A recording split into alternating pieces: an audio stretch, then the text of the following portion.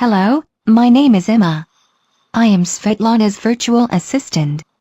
Today, we will share with you matrix used by consultants to explain and evaluate how industry changes. This matrix was developed by Professor Anita McGavin and published in Harvard Business Review in October 2004. She opens her article with a profound observation.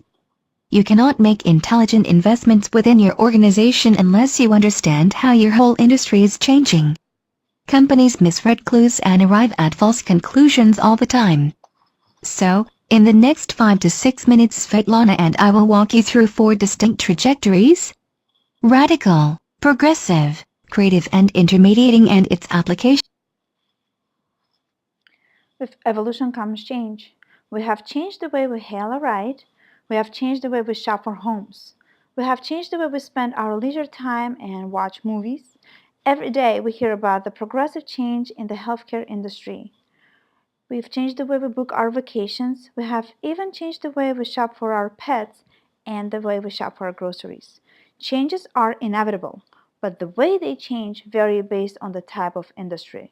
Recognizing this incremental evolution will help you direct your business in the right direction to either reinvent, readjust, or possibly exit the industry at the most profitable time. The change trajectories that industries typically face are grouped into 4 categories. Although it is common to hear that companies have radically transformed their business model, as you can see, only 19% of industries will truly undergo a radical change. Any discordance between an industry change and a business within that industry inevitably results in failure of such business. Less than 6% of industries will face creative change. Most common is progressive, followed by intermediating, which we will discuss more in this video as it relates to a particular industry. It is worth noting that some industries may start their change in one trajectory and over course of the change shift to another trajectory. As previously stated, industries change typically occur through one of 4 subtypes. For change to be considered radical, both core assets and core activities need to be under threat of obsolescence. For creative change, core assets are threatened while core activities are not.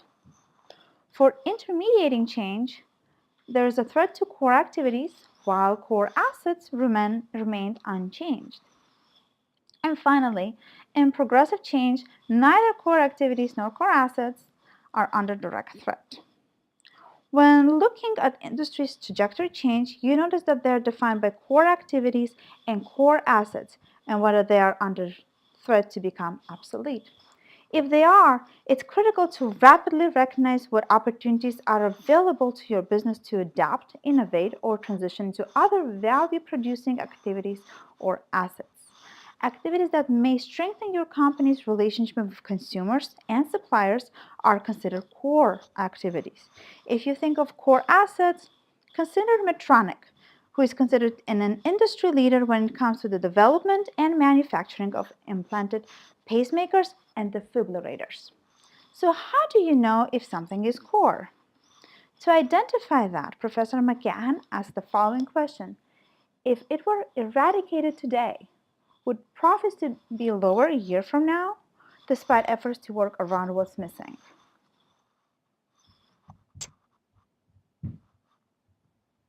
To recap everything you have heard thus far, where do you think educational sector lies on the industry change matrix? Our review of existing threats to core activities, think new technology, awards us a new ways of learning. Threats to core assets, defined here as the consumers, which in this case are both students and educators, have more choices as to how to pursue their education. We conclude that this particular industry is facing radical changes.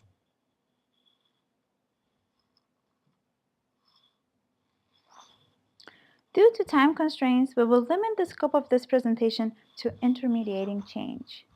Just to recap, in intermediating change, there are no threats to core assets. However, there are threats to core activities. The industries that have undergone intermediating change include automotive industry, human resources, real estate, and auction houses. Let's take a look at real estate industry independently. Until recently, the bulk of information regarding available properties was under control of real estate agencies and brokerages with properties listed on MLS or multiple listing service, a subscription-based resource. Regardless of which agency consumer ultimately used, the data source was the same. With the advent of sites like Zillow and Redfin, many listings that were previously found only on MLS were made public, creating a more informed, savvy consumer with potentially several more choices when it comes to information gathering. So, how do you adapt? Brokerages must put themselves in the seller's and buyer's shoes, understand other opportunities and options consumers and suppliers have, and how the industry can elevate clients' perceived value of service.